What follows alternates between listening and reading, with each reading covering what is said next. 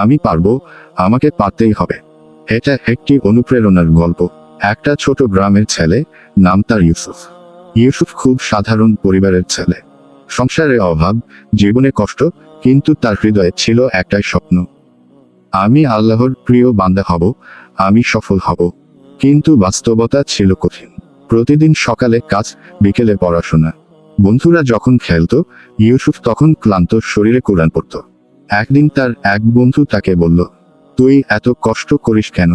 তোর দ্বারা কিছু হবে না। এই কথাটা তার হৃদয়ে আগুন ধরিয়ে দিল। সেই রাতে ইউসুফ আকাশের দিকে তাকিয়ে বলল, হে আল্লাহ, সবাই বলে আমি পারবো না, কিন্তু তুমি যদি চাও, আমি পারবো। আমাকে পারতেই হবে। পরিবর্তনের শুরু। সেদিন থেকে ইউসুফ নিজের জীবন বদলাতে শুরু করলো। সে ফজরের নামাজ কখনো মিস করত না। প্রতিদিন কুরআন তিলাওয়াত করত। মিথ্যা, গীবত সব ছেড়ে দিল। কষ্ট হলেও ধৈর্য ধরত। মানুষ তাকে নিয়ে হাসত, কিন্তু সে থামেনি।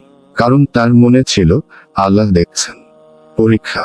একদিন তার বাবা অসুস্থ হয়ে পড়লেন। ঘরে টাকা নেই, চিকিৎসা করার সামর্থ্য নেই। ইউসুফ ভেঙে পড়ল, কিন্তু হাল ছাড়ল না। সে সিজদায় পড়ে কান্না করতে লাগলো। হে আল্লাহ, তুমি তো বলেছ কষ্টের সাথে স্বস্তি আছে। আমি বিশ্বাস করি তুমি আমাকে সাহায্য করবে। অলৌকিক পরিবর্তন। কয়েকদিন পর গ্রামের এক ধনী ব্যক্তি ইউসুফের সততা দেখে তাকে কাজ দিল। ধীরে ধীরে তার অবস্থা ভালো হতে লাগলো। তার বাবা সুস্থ হয়ে গেলেন। আর ইউসুফ, সে শুধু দুনিয়ায় না, আখিরাতের পথেও এগিয়ে গেল।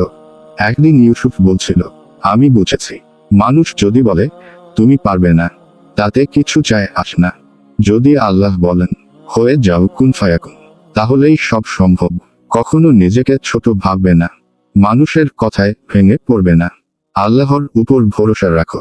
চেষ্টা প্লাস দোয়া সমান সফলতা। আমি পারবো, কারণ আল্লাহ আমার সাথে আছেন।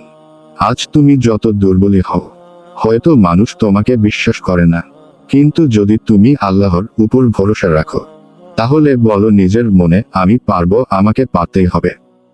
সময় নষ্ট করবেন না। মনে রাখবেন, সাহসীরাই যুদ্ধের ময়দানে ঘুরে বেড়ায়।